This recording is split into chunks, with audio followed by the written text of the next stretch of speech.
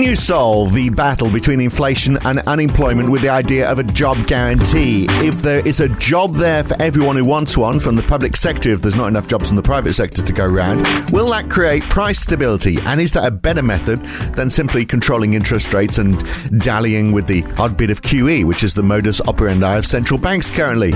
Or is a job guarantee one of those ideas that looks good in theory, but is totally impossible in practice? That's today on the Debunking Economics podcast with Professor Steve Keen. I'm Phil Dobbie. Welcome along.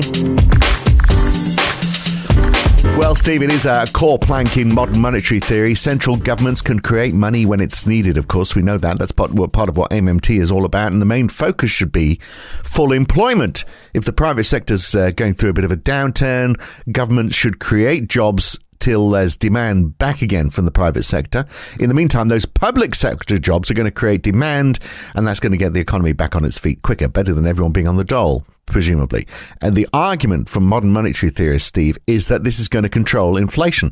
But I can actually see it working the other way around. If I am guaranteed a job, well, I would be pushing for higher wages. I mean, that's what keeps wages down, is the fear that if you push too hard, you're going to be out of a job and there's no job to replace it. But if there's lots of jobs going around, I would push for higher wages because I know there's always going to be another job I can go to if my boss is sick of me asking for more money. Unless, of course, we're just talking about very low paid, lots of very low paid public sector jobs being created, in which case maybe I'd know that there's no point in moving on because I'm not going to get paid very well anywhere. Well, that is one of the main things that people criticise MMT on. I'd actually distinguish like several stages of MMT, by the way. So the part that I have a complete agreement with is the analysis they make of the domestic monetary system and the fact that the government actually running a deficit creates the money in the private non-bank sector, or the private non-government sector. It also creates the assets. Let the banking sector buy the bonds that are issued. So there's no difficulty in paying for paying for the bonds. The deficit itself creates the money that banks then use to purchase the bonds. So that is 100% about accounting, and it's incontrovertible. When you get you're going to say you're not a big supporter. You're not necessarily behind them on the job guarantee. Well, no, I'm not. I'm saying I am, but I support the policy. This is what I'm saying. It's no longer a case of a description of the current system. It's a policy proposal. Now that we understand the nature of the system, and there's been, when you look at the people who have a job guarantee, it's as well as people promoting the job guarantee, and Bill Mitchell is probably the most outstanding instance here. There's also a lot of hostility towards the idea of a universal basic income, and so then you get, if you can define that. First of all, you're showing that the government should be running a deficit because it creates the money the rest of us use for the level of economic activity we have. Then the question is, well, if that economic activity is such that there are people who would be willing to work at the going wage but can't get a job, so you have what Keynes called involuntary unemployment, then their proposal is we should have a job guarantee so that those people can, when the private sector has a downturn, rather than those people ending up unemployed, they can go into positions which, with the structure for which already exists, where they will be paid a lower wage than they would have got in the private sector, but still a wage and still have activity. And then a lot of the argument pro and anti universal basic income versus a job guarantee comes down to arguments about what is the psychological impact of someone being paid for doing nothing, being paid for doing a job. Right, but that does sound a bit like work for the dole, doesn't it? I mean, it's exactly the same argument. In Australia, they had the work for the dole scheme, where if you're going to get paid the dole, which wasn't very much money, then you'd have to work for it. And you basically had. I mean, I think there was a great difficulty in creating those jobs. This is the point where I've got some sympathy for some of the critics of MMT, even though in the sense that they say, well, what are those positions going to be? Now, the argument comes back, well, there's plenty of things we need to do, like particularly you focus on America and you look at the American economy and the state of American infrastructure. If you've driven in America? No, it's low down on my list of things to do, I have to say. Okay, it's maybe from San Francisco to Los Angeles, but I'd do that. But it's probably number 40 on my bucket list. Well, I've driven on quite a few American roads, and I haven't hit every pothole in the country, but believe me, it's pretty easy to find them. So the quality of the bridges are literally quite literally. But in some cases, that's what down. Everyone says when you start looking at public sector jobs. You always look at infrastructure jobs, and not everyone is great at infrastructure. You might have somebody who's been working in an office who would be hopeless at filling in holes in the ground. And this is one of the difficulties. I mean, the example that I read, it's actually a very sensible example of what happens in a downturn. One of the first industries to normally suffer during a downturn is architecture.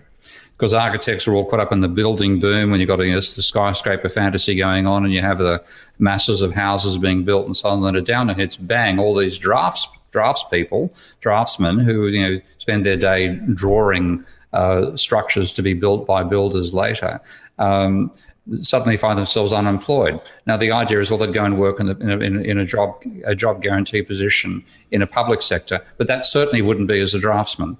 So you then have a range of issues about how does that affect the psychology of somebody. Is that going to be better than looking for a position in their own industry? It is not just a question of macroeconomics anymore. It's logistics as well.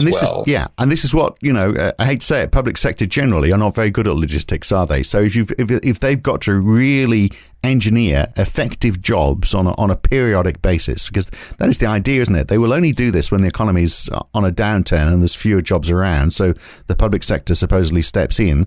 When things are good again, then supposedly they all go back to the private sector. But the public sector is pretty slow to react to change. I mean, everyone would say that right now with COVID-19, the public sector is forced to change faster than it ever has been before.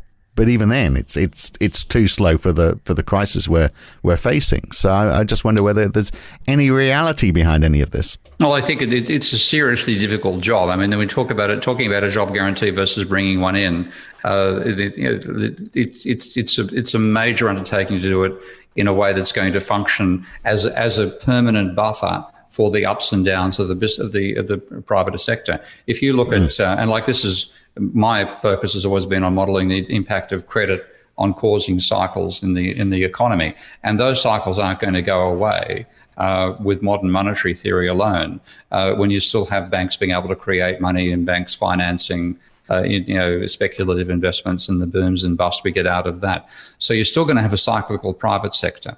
And the question is, as you're saying, what's involved in then the public sector having a counter-cyclical flexibility to take people on and giving them jobs which won't be what they were doing when they were in the private sector, but will still be meaningful both to them and to the public sector itself. And it is not something to gloss over. It's something which if you're going to do it properly, then you have to start saying, well. I think this actually has been done by some of the modern monetary theory researchers, by the way. I haven't read the papers on the job guarantee, but I think Pavlina has been involved in some of that and saying, okay, what positions, what areas of lack of attention to the public sector exist at the moment that could be addressed if we had people, rather than becoming unemployed, becoming members of a job guarantee program. And then, in that case, you will get stuff for draftsmen because you have to, design some new bridges. Right. But the issue is getting the fit right, isn't it? Are you going to have too many draftsmen or not enough, and the mix of jobs? And that is that we discuss that more, along with a lot of other of the practicalities of actually applying this in the full version of this podcast. To hear that, you need to become a subscriber. debunkingeconomics.com or become a supporter of Steve Keen at Patreon. Go to patreon.com/Prof Steve Keen. We talk for another half hour or so about the job guarantee there. So if you want to hear us prattling on, that's the place to do it. I'm Phil Dobbie. He's Steve Keen. Back again with another one next week. Thanks for listening.